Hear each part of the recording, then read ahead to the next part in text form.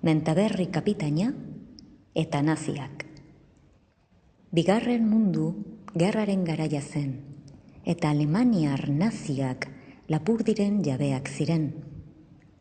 Aliatuen erasoaldi handi baten zain zeuden, eta hori dela eta nonai eraikiarazi zituzten bunker gotorrak. Eguna kostaldean ematen zuten largabista eskuan zutelarik. Euskaldunentzat, bizitzak bere gordintasun osoan jarraitzen zuen, eta eguneroko ogia irabazi behar zenez, gerraren gorabeherak ahazturik ohiko jardureetan aritzen ziren. Arrats hartan, portu aurreko, Balea izeneko ostatua jendez gainezka zegoen. Barra aurrean zenbait arrantzale hizketan ari ziren. Aurrean txarroa bete ardo zeukaten. Teofilo Bentaberri kapitaina eta bere eskifaiako 3 gizon ziren. Ixtebe, etxera faltzera erretiratu aurretik oa etzezetze eta erran gure gizonei bihar goiz-goizean itxasontzian nahi ditudala, itxasora aterako gaituketa. Ongi da, Mentaberri kapitaina, zuk ezan bezala eginen dut, baina alemanek ateratzen utziko algaituzte? Bai gizona, atzo mintzatu ninduan Alemaniar komandantziako buruarekin, eta ateratzeko baimena sinatu zidan. Beraz, ez diagu arazorik izanen.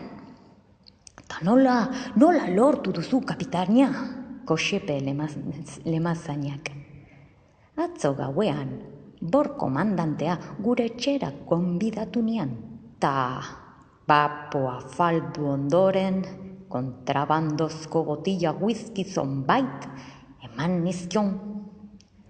Ondoren, kaitxoko ostatura eraman nian, eta neska eder batzuen bezo artean jarri ondoren, gaur ateratzeko baimena eskatu nioan. Ez zuan etzet errateko gauza izan. Biba kapitaina! Koxepek alaitasuna ezin kontuz, bakarra zara jauna, bakarra! Nik dakitala, beste nehor ez da bihar aterako. Itzazo ederra dago, baina alemanak aliatuen itzazera soaldi handi baten beldur dira, eta ez daude inolako arriskurik jasateko pres. Moztu zuen Laurentz izena zuen 3. marinielak. Bai, aladuk Laurentz jardezi zion Mentaberri kapitainak, baina kontrabandozko whiskiak eta emakume politek edonor beratu zezaketek eta edozeinen iritzia aldatzeko moduko aitzakiak dituk.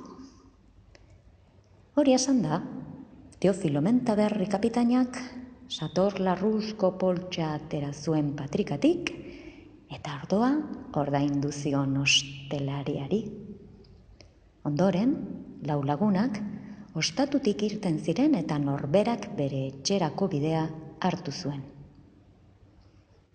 Eguna argitu gabe zegoen oraindik, eta ordurako Mentaberri eta bere gizon guztiak portuan ainguraturiko Euskal Herria arrantzuntzian zeuden. Teofilo Mentaberrik eskuan zeukan bor komandanteak emandako baimena. Gizonak belak altzatzen hasi zirenerako, Gestapoko 2 gizon arrunt armaturik ontzira igo ziren. Kapitainaren gana hurbildu eta eskua nazien modura luzatuz agurtu zuten. Hei Hitler, ateratzeko baimenik ba aldu duzue, kapitaina? Bai, hemen daukat. Eta deus gehiago errangabe, sakelatik baimena atera eta Gestapoko gizonetako baten eskuan jarri zuen.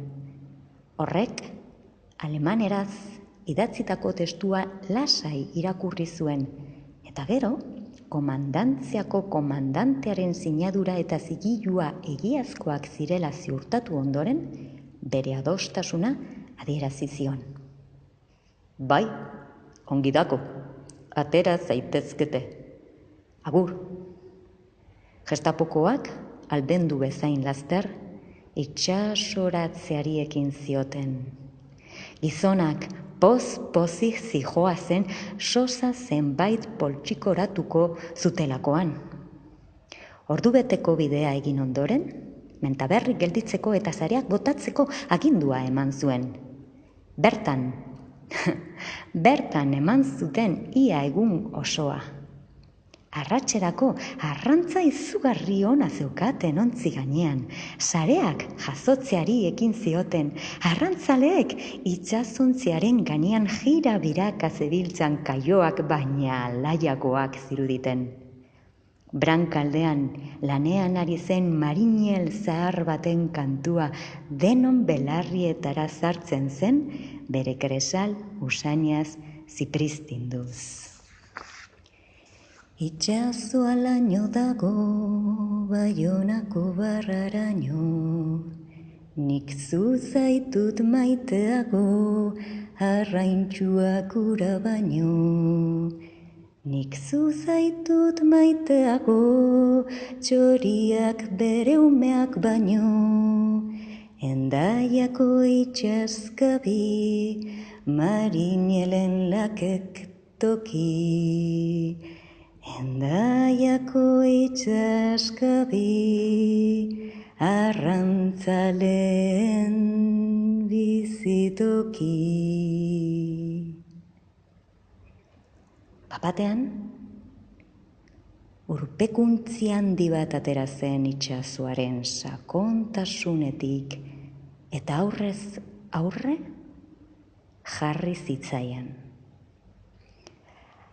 Arrantzalek asaldatuta. Itsasotik ateratako munstruo modernuari begiratzen zioten izu handiz. Ikaragarriaien handia zen. Dorre moduko batean nazien esbastika ikus zezaketen. Halako batean, goiko aldeko sabaian zeukan leiho modukoa zabaldu zen eta bertatik 5-6 gizon irten ziren. Erdian, kapitaina zirudiena zegoen, eta ezker eskuin beste gizonak ezbastik ez josiriko kasko naziekin eta metraieta eskuan. Kapitaina ematen zuenak, bozgorailu moduko bat eraman zuen ahora eta horrela frantses txar batez mintzatzen hasi zitzaien. Hei Hitler, nor da zuen kapitaina? Mentaberrik oso frantses gutxi zekienez, ulertzeko zailtasunak zituen. Ni naiz, kapitaina, erantzun zion frantsesetik ezer gutxi zuen erantzuna emanez. Kapitain alemaniarrak galdezka jarraitu zuen. Eta zuek zer zarete, germanofilo ala anglofilo? Oraingo galdera gehiegizkoa zen Mentaberri kapitainarentzat.